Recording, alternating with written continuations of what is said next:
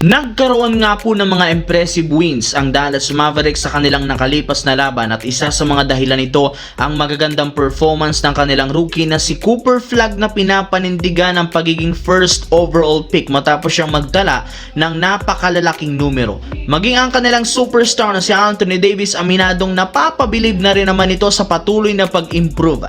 Hindi nga siya makapaniwala na sa loob lamang ng ilang buwan nakakapagtala ito ng malalaking numero.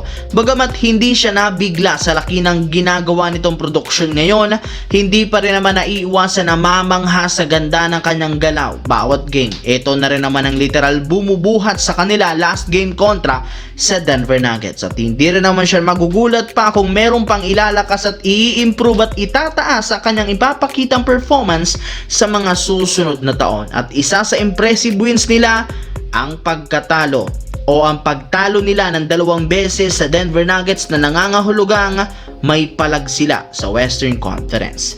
Samantala, matapos ang nakakadismayang talo ng Los Angeles Lakers laban sa Phoenix Suns, kakalabanin rin naman ang team na ito sa susunod na araw sa isang Christmas game special ang kupunan ng Houston Rockets. At bago pa magsimula, inanunsyo na hindi dito maglalaro ang kanilang player na si Gabe Vincent na may tinatamong injury sa katawan, habang questionable naman sina Luka Doncic at Jackson Hayes na inaasahang makakapaglaro sa laban sa Houston Rockets kasama si Rui Hachimura na nakalista na bilang probable. Kaya dahil nga sa ganyang klaseng injury report, mukhang makukumpleto ng muli ang lineup na siyang isang magandang sinyalis para sa team.